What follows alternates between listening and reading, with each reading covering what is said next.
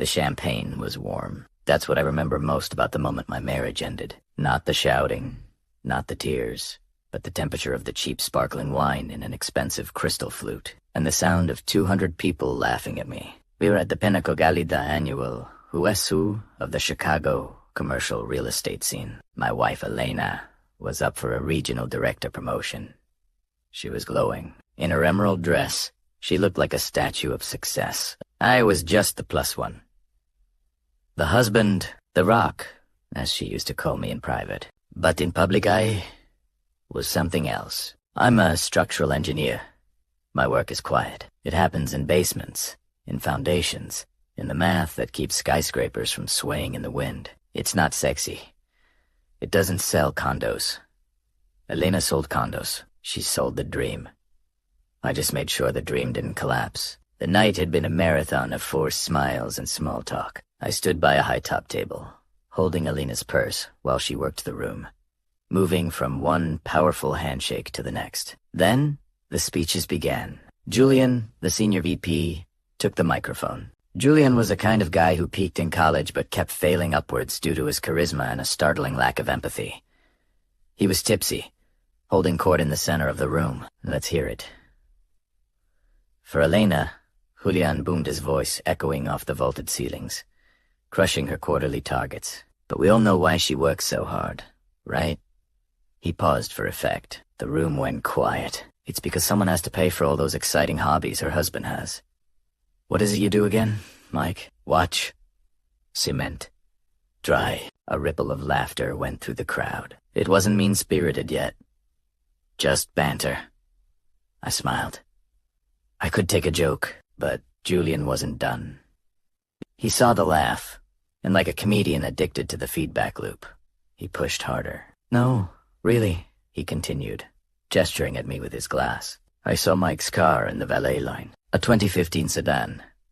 We pay you too much, Elena.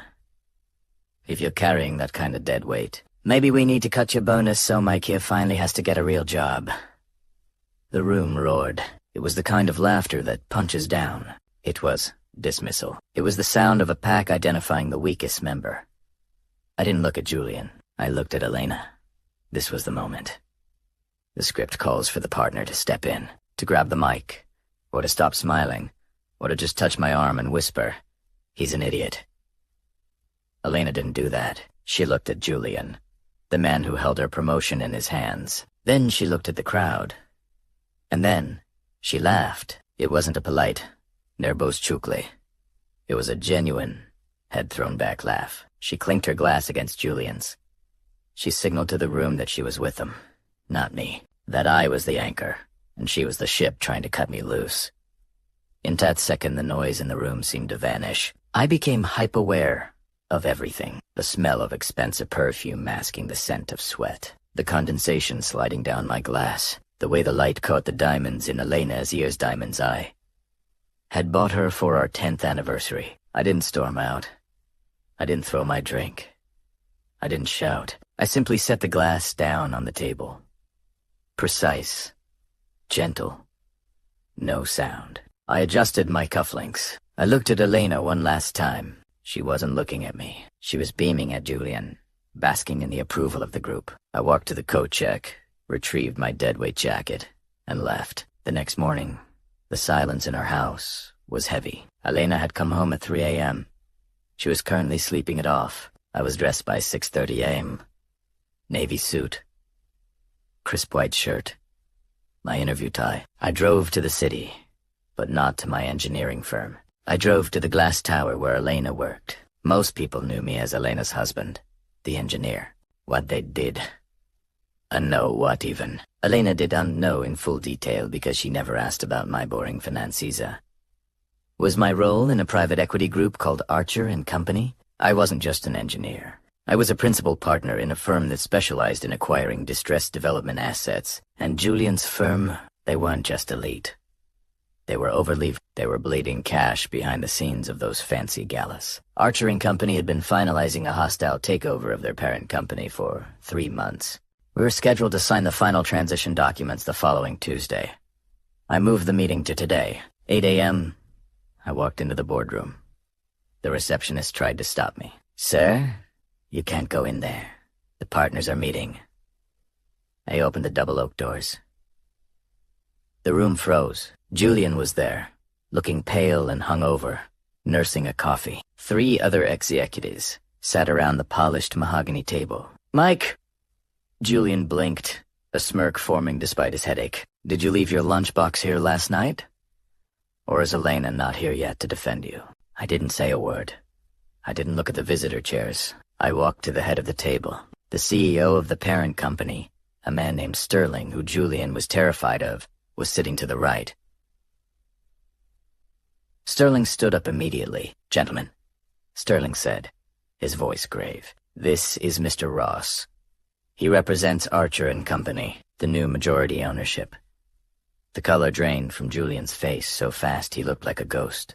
His mouth opened, but no sound came out. He looked at Sterling, then at me, trying to compute the math. The dead-weight husband, the cement watcher. I sat down. I opened my leather folio. I took out a single fountain pen. "Julian," I said. My voice was low. "Calm." The acoustic dampening in the room was perfect. "You have a vibrant culture here," Julian stammered. "Mike, Mr. Ross." "It was. Last night was just a bit of fun.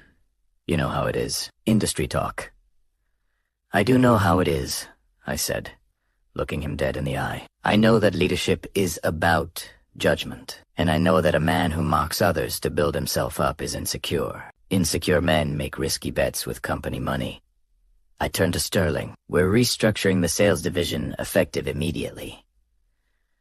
I want a culture audit, and Julian's severance package is to be reviewed for conduct violations." Julian stood up, trembling. "You can't do this. Elena, I interrupted, is a separate conversation. This is business." I pointed to the door.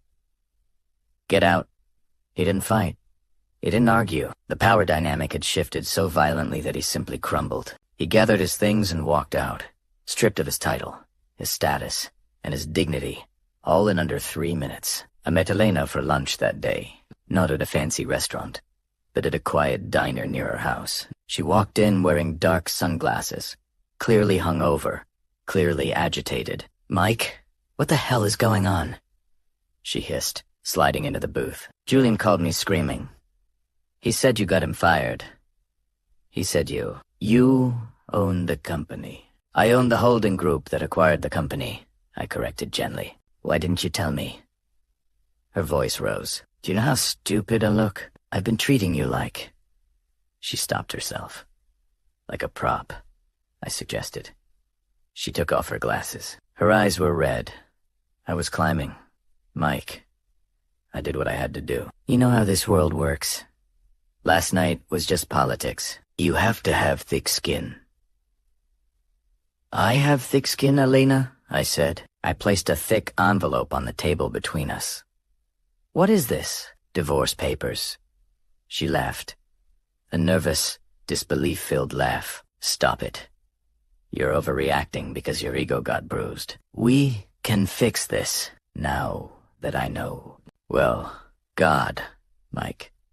We can run this city. Imagine the power couple we stop," I said. The word was soft, but it hit her like a wall. "You didn't laugh last night because it was funny, Elena.